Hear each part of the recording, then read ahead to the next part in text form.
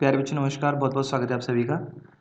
बच्चों आज हम लोग आपके कल जो एग्ज़ाम हुआ है ना स्पेशल इलेक्ट्रिकल मशीन का कैरी ओवर, उसके आंसर की बात करेंगे। इस वीडियो में मैं आपके साथ डिस्कस करूंगा कल के एग्ज़ाम्स के क्वेश्चंस के करेक्ट आंसर। तो जो बच्चों से संबंधित ये वीडियो है वो बड़े ध्यान से देखें, एक भी क्वेश्चन स्किप नहीं करना है।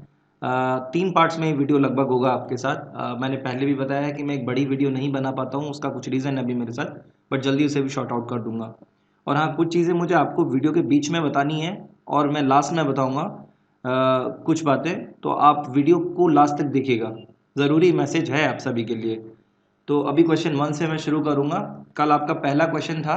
अच्छा, ऐसा हो सकता है कि आप सभी के क्वेश्चन थोड़े बहुत इधर उधर हों, तो हमेशा की तरह वीडियो पॉज कर लेना, वीडियो पॉज करके अपना क्वेश्चन देखना और करेक्ट आंसर उसमें से देख लेना। जो मैंने लगाया वो आंसर जरूर दिया होगा वहाँ पे, अगर आंसर सेम होगा, क्वेश्चन सेम होगा तो आंसर भी होगा। तो अभी क्वेश्चन नंबर 1 था कल आपका पहले, the frequency of a rotor current in 3 phase 50 hertz 4 pole induction motor at full load speed is about. Well, इसके लिए करेक्ट आंसर था आपका 2 हर्ट्ज। और ये थोड़ा सा हम इसको बड़ा कर लेते हैं, शायद मोबाइल स्क्रीन पे आप ज़्यादा कंफर्टेबल दिख रहा होगा। यस, 2 हर्ट्ज इसके लिए आंसर था, यानी option C was the correct answer. Next question था आपका बच्चों, at sub synchronous speed in Kramer system the electrical power fed to the auxiliary commutator machine at slip frequency is. इसके लिए आपका करेक्ट आंसर था option B, यानी कि converted into mechanical power and supplied to the driven shaft. Next question है आपके पास में question number 3, for an induction motor to work in isolation it should have. इसके लिए करेक्ट आंसर था आपका option A, lagging reactive power source. बेटा आप में से कुछ लोग की कमेंट इस तरह की आती हैं, मैं बीच में रोक रहा हूँ आपको, कि जिनका जवाब देना शायद बहुत अजीब लगता है। आप में से कुछ लोग कमेंट करते हैं, मैं मानता हूँ आप सभी को मैथ 2 का पेपर बहुत सारे बच्चों की डिमांड है, लेकिन 2 चीज़ें मैं आपसे कहूँगा बीच में रोक के। बेटा एक तो मैं सिंगल हूँ ना, एक ही व्यक्ति हूँ, भगवान नहीं हूँ कि एक टाइम पे कई जगह पे मैं हो सकता हूँ। तो एक व्यक्ति हूँ तो टाइम लगता है, दिन में 24 आवर्स होते हैं और मैं बहुत ज़्यादा टाइम आप ही सबके लिए लगाता हूँ यूट्यूब में और वेबसाइट पे, ठीक है। वो इसलिए ताकि आपको कंफर्ट हो, आपको एनजाइटी ना जनरेट हो अपने एग्ज़ाम को लेके। लेकिन आप इस तरह की कमेंट करते हैं ना कुछ बच्चे, कि जिससे लगता है कि मैं जो कर रहा हूँ ना वो बेकार ही कर रहा हूँ। मुझे भी आइडिया है कि आपको मैथ 2 का मैथ 3 का दोनों का सोल्यूशन देना है, लेकिन और ब्रांचेस के बच्चे हैं, भले वो 4 बच्चे हैं, उनको भी मुझे स्टडी मटेरियल देना है। उनका एग्जाम ही नहीं हुआ है, उन बच्चों के पास स्टडी मटेरियल ही नहीं है, तो उनके लिए क्या करेंगे। तो आपको थोड़ा पेशेंस रखना है।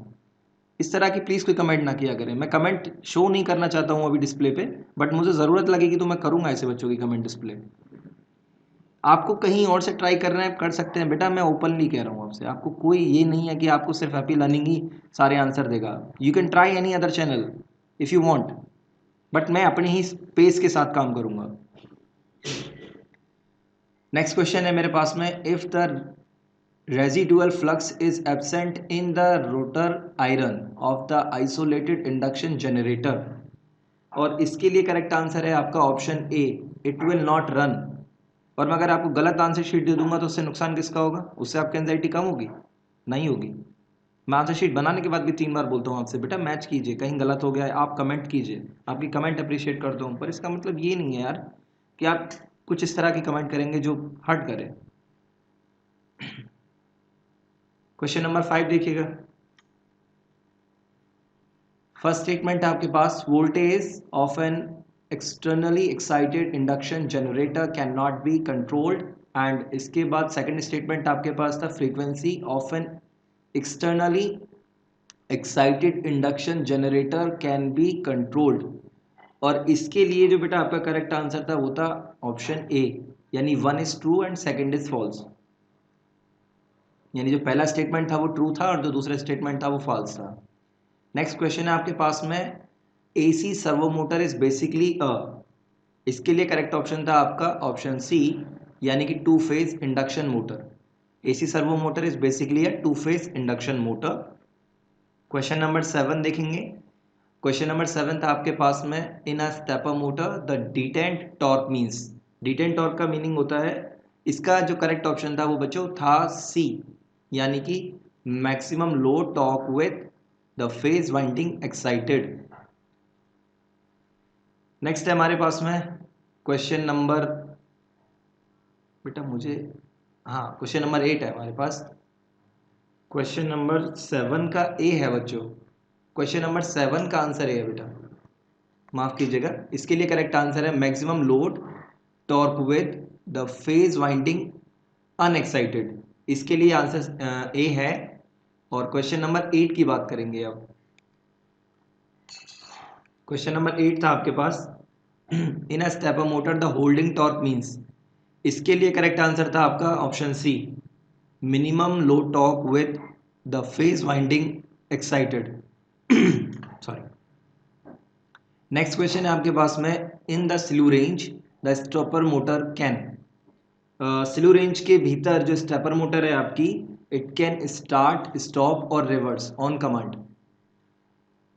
क्वेश्चन नंबर 10 अभी डाउट है, वैसे इसके लिए जो आंसर है वो ऑप्शन ए है, बट आप में से अगर किसी को कंफर्म आंसर है, मालूम है, तो ही आंसर कमेंट करिएगा, ठीक है। अभी क्वेश्चन नंबर 11 पे चलेंगे। क्वेश्चन नंबर 11 क्या है आपके पास, the hybrid stepper motor is design to provide. इसके लिए ऑप्शन है B, better efficiency. Next question है आपके पास में question number 12, a 3-stack stepper motor with 12 numbers of rotor teeth has a step angle of, इसके लिए करेक्ट आंसर है बेटा आपके पास ऑप्शन डी, यानी कि 10 डिग्री। बहुत ध्यान से लगाते रहिए। नेक्स्ट क्वेश्चन है आपके पास question number 13, a stepping motor has 4 concentric coils on its 4-pole stator. It has a unwound variable reluctance motor with 5 teeth. The step angle of for this motor is। इस question के लिए बेटा आपका correct option था option B, यानी कि 18 degree. Detailed solution हम लोग मेरी वेबसाइट पे डिस्कस करेंगे। जब ये हो जाएगा तो मैं कम्युनिटी टैब में आपको मैसेज छोड़ूंगा।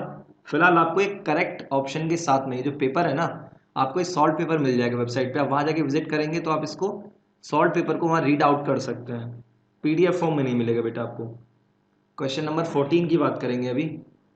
The torque exerted by the rotor magnetic field of a permanent magnet stepper motor with unexcited stator is called dash torque।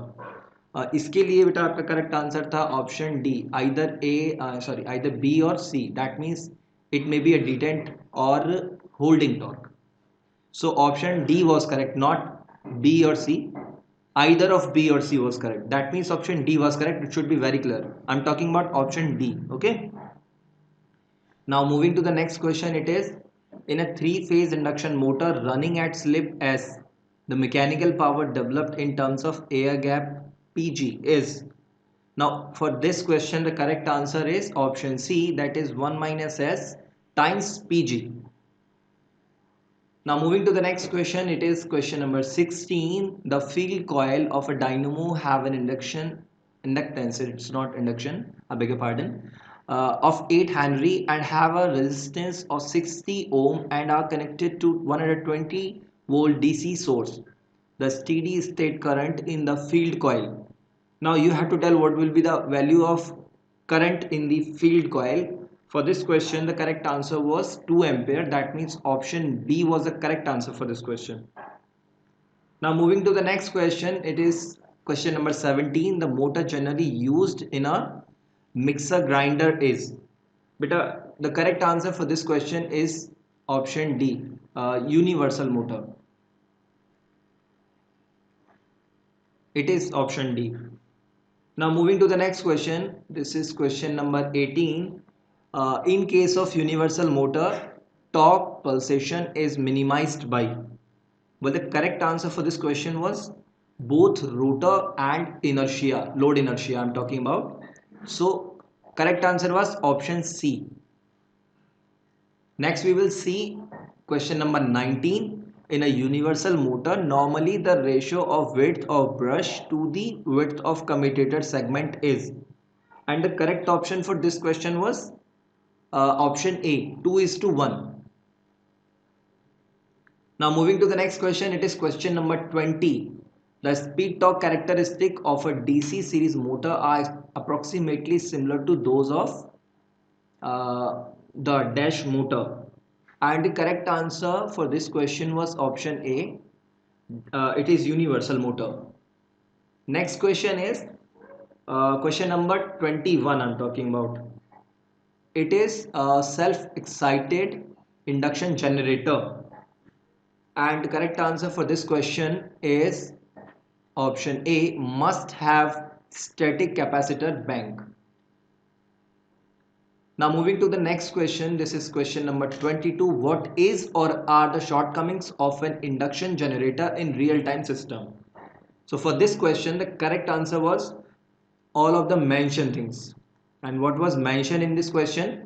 It needs considerable amount of reactive power, efficiency is poor, it can work at leading power factor. So all these factors which have been described in this question were our answers. So when we club all these options in one answer, it becomes option D.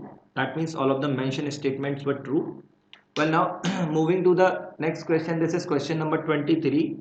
The torque speed characteristics of AC operated universal motor has a dash characteristics and it dash be started under no load condition. Well, the correct answer for this question was option C, inverse and cannot.